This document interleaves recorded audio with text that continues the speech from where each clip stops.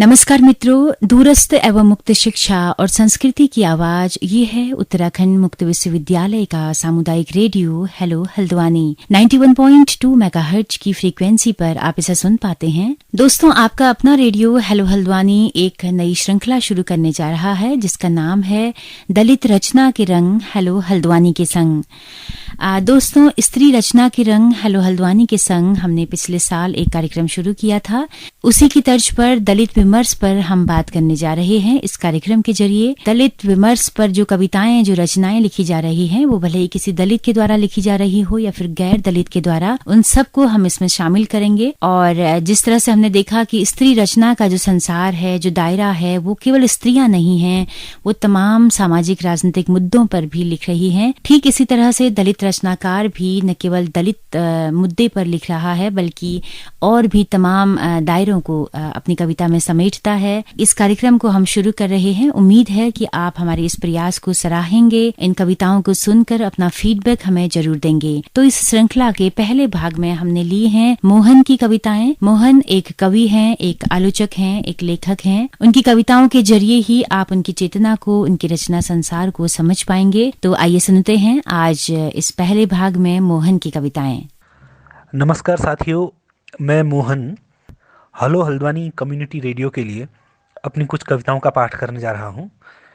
पहली कविता है हिमालय दलित है। हिमालय दलित है। कहते हैं ऊंचा होता है, मैं कहता हूँ जीत लिया गया है। कहते हैं ऊंचा होता है, मैं कहता हूँ जीत लिया गया है। कहते हैं असंख्य नदियाँ बहती हैं, कहते हैं असंख्य नदियां रहती हैं। कहते हैं ऊंचा होता है, मैं कहता हूं जीत लिया गया है। कहते हैं असंख्य नदियां बहती हैं, कहते हैं असंख्य नदियां रहती हैं। मैं कहता हूं वो खुद जमा हुआ है, मैं कहता हूं वो खुद थमा हुआ है। कहते हैं ऊंचा होता है, मैं कहता हूं जीत लिया गया है। कहते हैं असंख्य नदियां बहती हैं, असंख्य नदियां रहती हैं। मैं कहता हूँ वो जमा हुआ है, मैं कहता हूँ वो थमा हुआ है। कहते हैं नया पहाड़ है, मुझे पुराना लगता है। कहते हैं नया पहाड़ है, मुझे पुराना लगता है। कम से कम सभ्यता से पुराना, कम से कम सभ्यता से पुराना।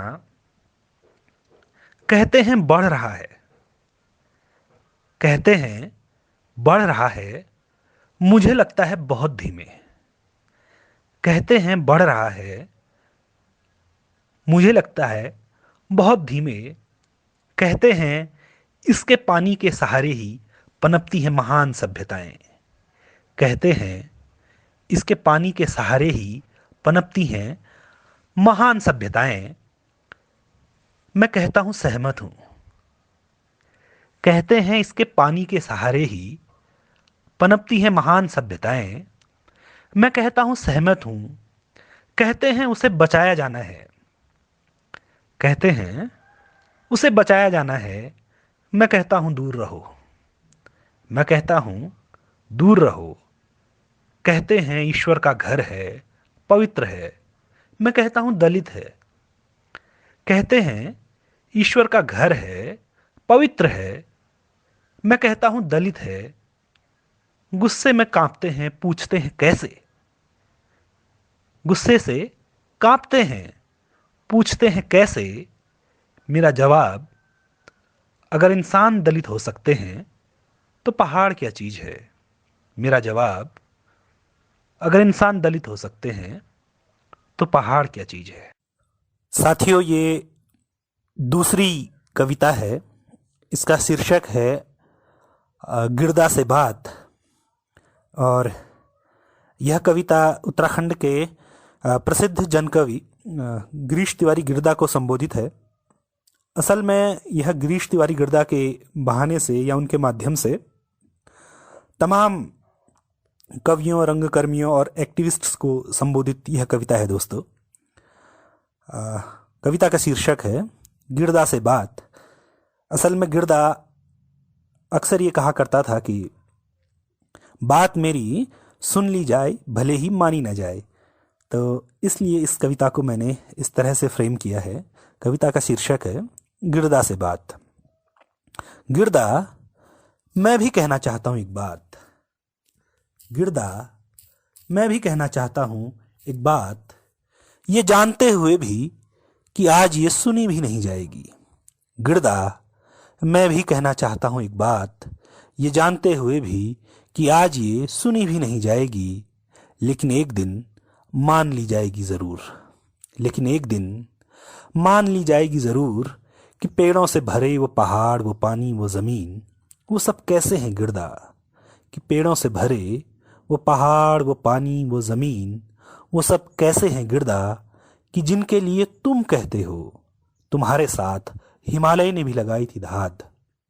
कि पेड़ों से भरे वो पहाड़, वो पानी, वो ज़मीन, वो सब कैसे हैं गिरदा, कि जिनके लिए तुम कहते हो तुम्हारे साथ हिमालय ने भी लगाई थी धाद। वो पहाड़ इकसार तो नहीं होते गिरदा, वो पहाड़ इकसार तो नहीं होते गिरदा, वहाँ ऊंचाइयाँ होती हैं तो होती हैं नीचाइयाँ भी। वहाँ ऊंचाइयाँ होती हैं तो होती हैं नीचाइयाँ भी। पिरामिड की तरह पसरे इन हरे पहाड़ों का भार, इनकी गर्त के अछूत पत्थर उठाते हैं गिरदा।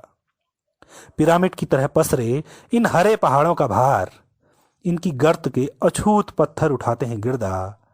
पानी उन नदियों के अलावा भी है कई जगह मौजूद।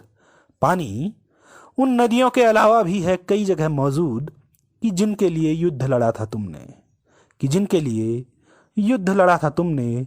सुनो नदी के घोषित नायक, सुनो नदी के घोषित नायक, तुम्हारे गांव में पानी आज भी कसमसाता हुआ कैद है पवित्र नौलों के भीतर। सुनो नदी के घोषित नायक, तुम्हारे गांव में पानी आज भी कसमसाता हुआ कैद है पवित्र नौलों के भीतर। वो पानी किसने बधुआ बनाया गिरदा, वो पानी किसने बधुआ बनाया गिरदा, और जमीन का यह टुकड़ा जो तुमने बनाया है स्वायत्त। और जमीन का यह टुकड़ा जो तुमने बनाया है स्वायत्त, यह किसका है गिरदा, यह किसका है गिरदा। अरे कविता में जन कवि जरा सुनो मेरी बात, अरे कविता में जन कवि जरा सुनो मेरी बात, तुम्हारी कविता के सभी जन एक ही ऊंचाई के होते हैं। अरे कविता में जन कवि जरा सुनो मेरी बात, तुम्हारी कविता के सभी जन एक ही ऊंचाई के होते हैं। एक जैसा हंसते हैं, एक जैसा रोते हैं, एक जैसा जगते हैं, एक जैसा सोते हैं, एक जैसा काटते हैं, एक जैसा बोते हैं। अरे कविता में जन कवि जरा सुनो मेरी बात, तुम्हारी कविता के सभी जन एक ही ऊंचाई के होते हैं। एक जैसा हंसते हैं, एक जैसा रोते हैं, एक जैसा जगते हैं, एक जैसा सोते हैं, एक जैसा काटते हैं, एक जैसा बोते हैं। वो जोगदा हलिया के उन दो बैलों की तरह होते हैं। वो जोगदा हलिया के उन दो बैलों की तरह होते हैं, जो उसने लंबी धोती वालों के लंबे खेतों में जोते हैं। वो जोगदा हलिया के उन दो बैलों की तरह होते हैं, जो उसने लंबी धोती वालों के लंबे खेतों में जोते हैं। ये बस तुम्हारी कविता में ही एक जैसा होते हैं। ये बस तुम्हारी कविता में ही एक जैसा होते हैं, क्योंकि तुम देखते हो पहाड़ की चोटी पर चढ़कर, क्योंकि तुम देखते हो पहाड़ की चोटी पर चढ़कर इस ऊंचाई से नहीं कर सकते अंतर, कि कुछ लोग खड़े हैं तन कर, कुछ बैठाए गए हैं घुटनों पर, और कुछ धकेले गए हैं गड्ढों के भीतर। ये बस तुम्हारी कविता में ही एक जैसा होते हैं, क्योंकि तुम देखते हो पहाड़ की चोटी पर चढ़कर इस ऊंचाई से नहीं कर सकते अंतर, कि कुछ लोग खड़े हैं तन कर, कुछ बैठाए गए हैं घुटनों पर, कुछ धकेले गए हैं गड्ढों के भीतर। जब ओड़ ल्वार बरूड़ी के खिलाफ होता है उद्घोष, जब ओड़ ल्वार बरूड़ी के खिलाफ होता है उद्घोष, तो तुम्हारा हुड़का भी बजता है उसी अनुनाद के साथ तनकर। तो तुम्हारा हुड़का भी बजता है उसी अनुनाद के साथ तनकर।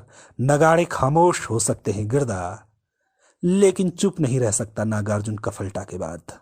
नगाड़े खामोश हो सकते हैं गिरदा, लेकिन चुप नहीं रह सकता नागार्जुन कफलटा के बाद। तुम्हारा हुड़का उस दिन कहाँ था गिरदा, तुम्हारा हुड़का उस दिन कहाँ था गिरदा। जानता हूं ये बात आज सुनी भी नहीं जाएगी, जानता हूं ये बात आज सुनी भी नहीं जाएगी, लेकिन एक दिन मान ली जाएगी जरूर। लेकिन एक दिन मान ली जाएगी जरूर वो बात जो तुम्हारे गीतों की तरह बहती नहीं उन्मुक्त ढलानों पर। वो बात जो तुम्हारे गीतों की तरह बहती नहीं उन्मुक्त ढलानों पर। उस बात में गोल चांद नहीं सजता है कांसे की थाली की तरह। उस बात में गोल चांद नहीं सजता है कांसे की थाली की तरह। यहाँ तो बेतरतीब चौकोर सा गदला चांद है जो टंगा हुआ है दीवार पर बैल की सूखती खाल की तरह। यहाँ तो बेतरतीब चौकोर सा गदला चांद है जो टंगा हुआ है दीवार पर बैल की सूखती खाल की तरह। इस चांद से हुड़का बनाया जाना है गिरदा। इस चांद से, इस खाल से हुड़का बनाया जाना है गिरदा। नमक लगी खाल में सुरों की मिठास नहीं होती, बदबू आती है। नमक लगी खाल में सुरों की मिठास नहीं होती, बदबू आती है। कितनी अजीब बात है ना गिरदा, तुम हुड़का बजाकर भी हुड़क्या नहीं हुए। कितनी अजीब बात है ना गिरदा, तुम हुड़का बजाकर भी हुड़क्या नहीं हुए। मैंने हुड़का छुआ नहीं और मैं हुड़क्या हो गया। मैंने हुड़का छुआ नहीं और मैं हुड़क्या हो गया। जिस हुड़के को टांगे हुए तुम फिरते हो हर एक मंच पर। जिस हुड़के को टांगे हुए तुम फिरते हो हर एक मंच पर, मैं अपने कांधे पर उसके निशान के साथ पैदा होता हूं। कितनी अजीब बात है ना गिरदा, तुम हुड़का बजाकर भी हुड़क्या नहीं हुए। मैंने हुड़का छुआ नहीं, मैं हुड़क्या हो गया। तुम हुड़के को टांगे हुए फिरते हो हर एक मंच पर, मैं अपने कांधे पर उसके निशान के साथ पैदा होता हूं। हुड़का बजाना बड़ी बात है गिरदा, हुड़का बजाना बड़ी बात है गिरदा, लेकिन ज्यादा बड़ी बात है हुड़का बनाना। लेकिन ज्यादा बड़ी बात है हुड़का बनाना, और सबसे बड़ी बात है हुड़का जलाना, उसे जला डालना। हुड़का बजाना बड़ी बात है गिरदा, लेकिन ज्यादा बड़ी बात है हुड़का बनाना, और सबसे बड़ी बात है हुड़का जलाना, उसे जला डालना। यही वो बात है गिरदा जो आज सुनी भी नहीं जाएगी, लेकिन एक दिन मान ली जाएगी जरूर। यही वो बात है गिरदा जो आज सुनी भी नहीं जाएगी, लेकिन एक दिन मान ली जाएगी जरूर। धन्यवाद। मैं आपको याद दिला दूं दोस्तों कि आप सुन रहे हैं 91.2 एफएम पर बदलते शहर की धड़कन हेलो हल्द्वानी, उत्तराखंड मुक्त विश्वविद्यालय का ये सामुदायिक रेडियो है। और दलित रचना के रंग हेलो हल्द्वानी के संग कार्यक्रम आप सुन रहे हैं। इस श्रृंखला का ये पहला भाग है और मोहन की कविताएं, जो कि कवि हैं, एक आलोचक हैं, उनकी कविताएं आप सुन रहे हैं। तीसरी कविता है दोस्तों, गांव में। गांव में कोई चीज नहीं होती अकेली, वहां हमेशा दो होते हैं। गांव में कोई चीज नहीं होती अकेली, वहां हमेशा दो होते हैं। दो रास्ते, दो नौले, दो थान, दो पुजारी, दो देवता। गांव में कोई चीज नहीं होती अकेली, वहां हमेशा दो होते हैं। दो रास्ते, दो नौले, दो थान, दो पुजारी, दो देवता। दो तरह का होता है पिठिया, गीला और सूखा। दो तरह का होता है पिठिया, गीला और सूखा। दो हमउम्र औरतें होती हैं। दो हमउम्र औरतें होती हैं, एक पूरे गांव की काकी और एक पूरे गांव की भाभी। गांव में कोई चीज नहीं होती अकेली, वहां हमेशा दो होते हैं। दो रास्ते, दो नौले, दो थान, दो पुजारी, दो देवता। दो तरह का होता है पिठिया, गीला और सूखा।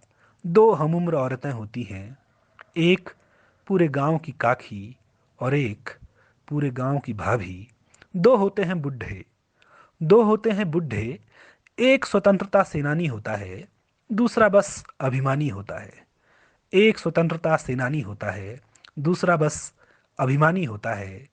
पहले के मरने पर लगते हैं नारे, पहले के मरने पर लगते हैं नारे। दूसरा मरा तो भुसवा मरा रे। दो होते हैं बुढ़े, एक स्वतंत्रता सेनानी होता है, दूसरा बस अभिमानी होता है। पहले के मरने पर लगते हैं नारे, दूसरा मरा तो भुसवा मरा रे। दो तरह के होते हैं छोकरे, दो तरह के होते हैं छोकरे। एक इंसानों की हथेलियों पर बांधते हैं रक्षा धागा, एक इंसानों की हथेलियों पर बांधते हैं रक्षा धागा। दूसरे बैलों के सींगों पर रामबास का फुन्ना। दो तरह के होते हैं छोकरे, एक इंसानों की हथेलियों पर बांधते हैं रक्षा धागा, दूसरे इन बैलों के सींगों में रामबांस का फुन्ना। गांव में पंथानी होती है, गांव में हुड़क्याणी होती है। गांव में पंथानी होती है, गांव में हुड़क्याणी होती है।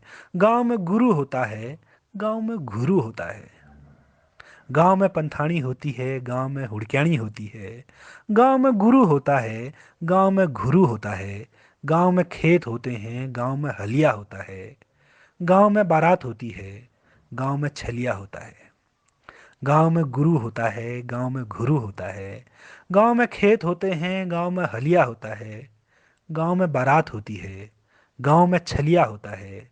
गांव अकेला दिखता है जो, गांव अकेला दिखता है जो, उसके भीतर रहते हैं दो, उसके भीतर रहते हैं दो। दोनों के बीच रहती सीमा, दोनों के बीच रहती सीमा, दुश्मन देशों जैसी सीमा। गांव अकेला दिखता है जो, उसके भीतर रहते हैं दो।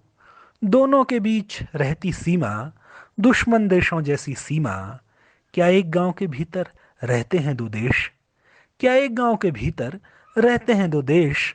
गांव में साथ रहते हैं साम्राज्य उपनिवेश, गांव में साथ रहते हैं साम्राज्य उपनिवेश। साथियों, चौथी कविता है मौत की जगह। छोटी सी है कविता है, मौत की जगह। सबसे मजबूत शरीर की मौत सरहद पर होती है। सबसे मजबूत शरीर की मौत सरहद पर होती है। सबसे ज़हीन दिमाग विश्वविद्यालयों में मरते हैं। सबसे मजबूत शरीर की मौत सरहद पर होती है। सबसे ज़हीन दिमाग विश्वविद्यालयों में मरते हैं। सबसे कुटिल हाथ मरते हैं शतरंज की टेबल पर। सबसे कुटिल हाथ मरते हैं शतरंज की टेबल पर। सबसे कोमल मन मरते हैं हर जगह। सबसे कोमल मन मरते हैं हर जगह। वो अपने जन्म से पहले ही मर जाते हैं, वो अपने जन्म से पहले ही मर जाते हैं। ये सारी मौतें सभी देशों में होती हैं, ये सारी मौतें सभी देशों में होती हैं, और सब देशों में इनकी संख्या एक बराबर होती है, और सब देशों में इनकी संख्या एक बराबर होती है। और दोस्तों, पांचवी कविता है नज़र। ज़रूरी नहीं कि नेपोलियन खून से सनी तलवार लिए, बख्तरबंद पहने हुए सवार होकर आए घोड़े पर। ज़रूरी नहीं कि नेपोलियन खून से सनी तलवार लिए, बख्तरबंद पहने हुए सवार होकर आए घोड़े पर। वह अधनंगा लकड़ी की चप्पल पहने हो सकता है, वह अधनंगा लकड़ी की चप्पल पहने हो सकता है।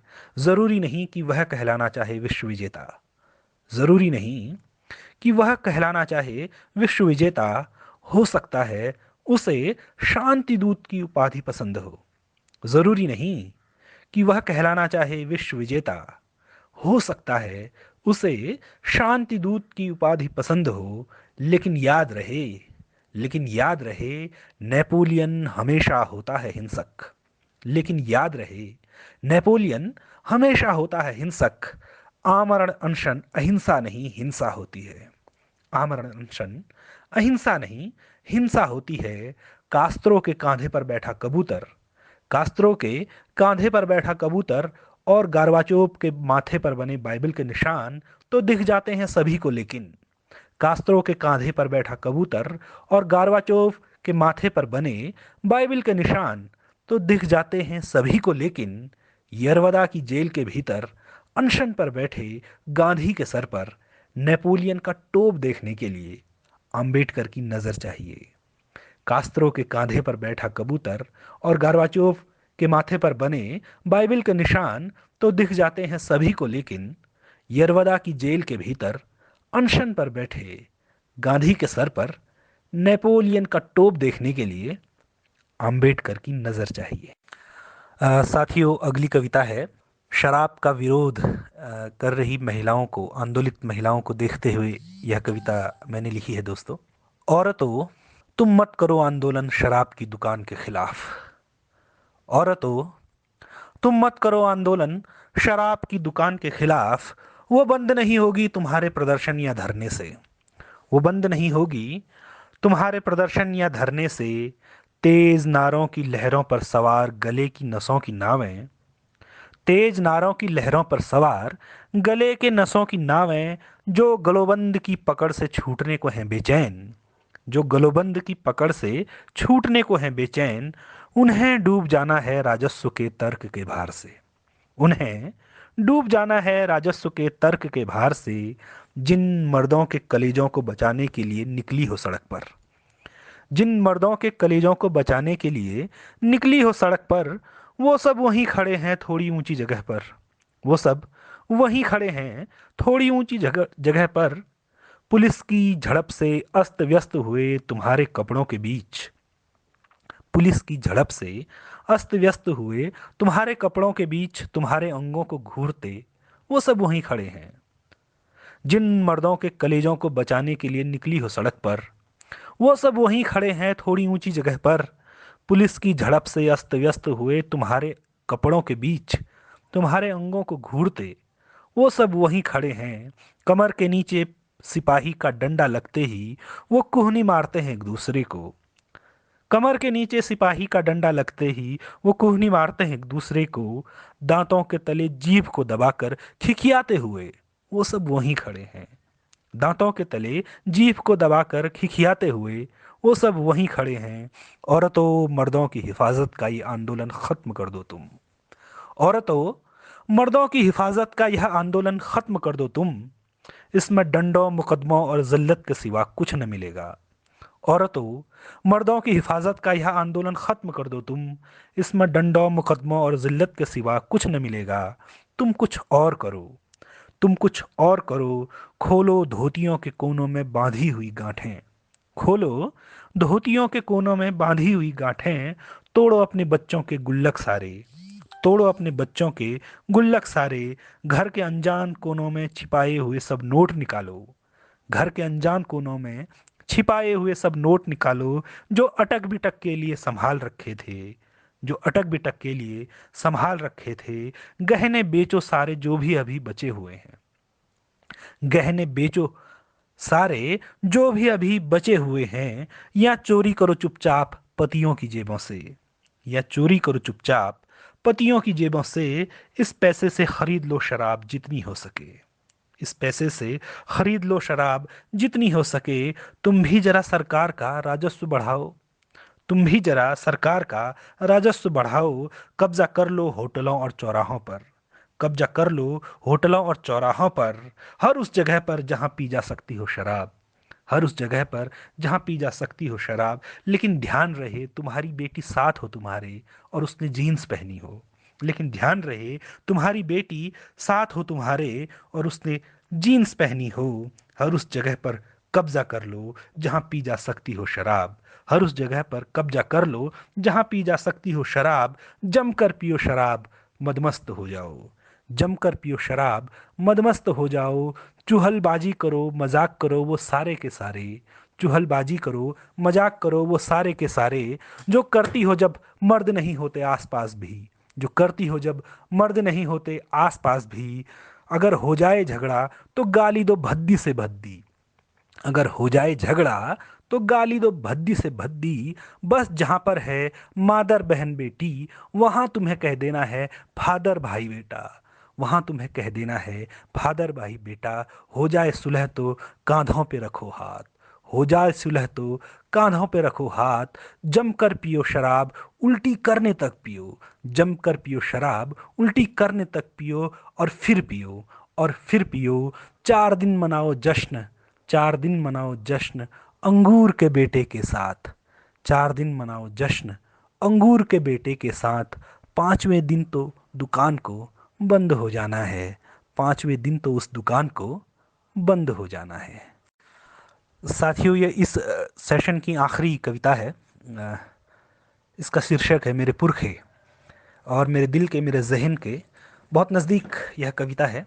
आपका मैं ध्यान चाहूँगा। शीर्षक है मेरे पुरखे। मैं खुश हूँ कि मैं अपने पुरखों के बारे में नहीं जानता, मैं खुश हूँ कि मैं अपने पुरखों के बारे में नहीं जानता। मैं नहीं जानता क्योंकि वो इतिहास में नहीं है। मैं नहीं जानता क्योंकि वो इतिहास में नहीं है। वो इतिहास में नहीं है क्योंकि वो आक्रमणकारी नहीं थे। वो इतिहास में नहीं है क्योंकि वो आक्रमणकारी नहीं थे। उन्होंने कोई नगर नहीं जीते, कोई गांव नहीं जलाए। उन्होंने कोई नगर नहीं जीते, कोई गांव नहीं जलाए। उन्होंने औरतों के बलात्कार नहीं किए। उन्होंने औरतों के बलात्कार नहीं किए। उन्होंने अबोध बच्चों के सर नहीं काटे। उन्होंने अबोध बच्चों के सर नहीं काटे। वो धर्माधिकारी नहीं थे। वो धर्माधिकारी नहीं थे। वो जमींदार नहीं थे।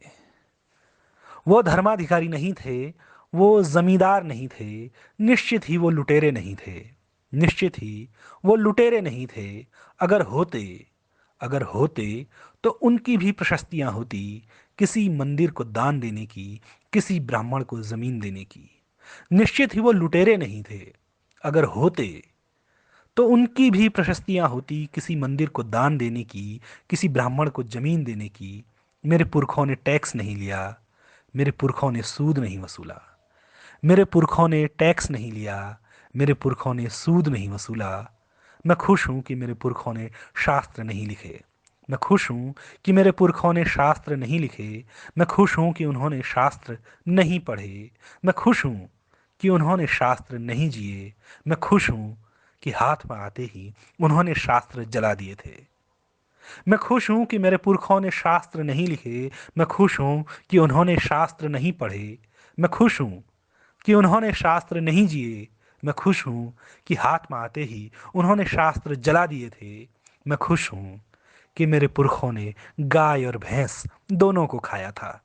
मैं खुश हूं कि मेरे पुरखों ने गाय और भैंस दोनों को खाया था। मैं खुश हूं कि मेरे पुरखे आदमखोर नहीं थे। मैं खुश हूं कि मेरे पुरखों ने गाय और भैंस दोनों को खाया था। मैं खुश हूं कि मेरे पुरखे आदमखोर नहीं थे। मैं कृतज्ञ हूं अपने सभी पूर्वजों का। मैं कृतज्ञ हूं अपने सभी पूर्वजों का कि उन्होंने मुझे कोई वजह नहीं दी है शर्मिंदगी की। कि उन्होंने मुझे कोई वजह नहीं दी है शर्मिंदगी की। मैं शुक्रगुजार हूं कि मेरे पुरखों ने मुझे खुशी दी है। मैं शुक्रगुजार हूं कि मेरे पुरखों ने मुझे खुशी दी है। ऐसी खुशी जो अतीत के गर्व और शर्म को एक ही जगह पर देखती है और मुस्कुराती है। मैं शुक्रगुजार हूं कि मेरे पुरखों ने मुझे खुशी दी है। ऐसी खुशी जो अतीत के गर्व और शर्म को एक ही जगह पर देखती है और मुस्कुराती है। मेरे पुरखे जिए और मरे। मेरे पुरखे जिए और मरे, लेकिन वो मुझे छोड़ गए। मेरे पुरखे जिए और मरे, लेकिन वो मुझे छोड़ गए। अपने पुरखों की तरह मेरी भी कोई इच्छा नहीं है साम्राज्य बना लेने की। अपने पुरखों की तरह मेरी भी कोई इच्छा नहीं है साम्राज्य बना लेने की। मैं तो बस कुछ दीवारों को तोड़ डालूंगा। अपने पुरखों की तरह मेरी भी कोई इच्छा नहीं है साम्राज्य बना लेने की। मैं तो बस कुछ दीवारों को तोड़ डालूंगा। मेरे पुरखों, आपका शुक्रिया। मेरे पुरखों, आपका शुक्रिया कि आपके कारण ही मैं यहाँ हूँ, मैं खुश हूँ। मेरे पुरखों, आपका शुक्रिया कि आपके कारण ही मैं यहाँ हूँ, मैं खुश हूँ। मैं यहाँ हूँ क्योंकि मुझे कुछ तोड़ना है। मेरे पुरखों, आपका शुक्रिया, आपके कारण ही मेरे शरीर में भैंसे की ताकत है। मेरे पुरखों, मैं यहाँ हूँ क्योंकि मुझे कुछ तोड़ना है। मेरे पुरखों, आपका शुक्रिया, आपके कारण ही मेरे शरीर में भैंसे की ताकत है। दोस्तों, आपने ये रचनाएं सुनी सौंदर्य शास्त्र के लहजे से, दर्शन के लहजे से। बहुत ही बेहतरीन कविताएं हैं। अगर आप सबको भी कविताएं पसंद आई हों तो अपना फीडबैक हमें देना न भूलें। हमारा मेल एड्रेस है hellohaldwani91.2@gmail.com। दोस्तों, इसी के साथ हमारा फेसबुक पेज भी है हेलो हल्द्वानी नाम से, और यूट्यूब चैनल भी है। आप इन तमाम प्लेटफॉर्म्स पर अपना फीडबैक हमें दे सकते हैं। इसी के साथ अपनी रेडियो मित्र सुनीता भास्कर को दीजिए इजाजत। नमस्कार।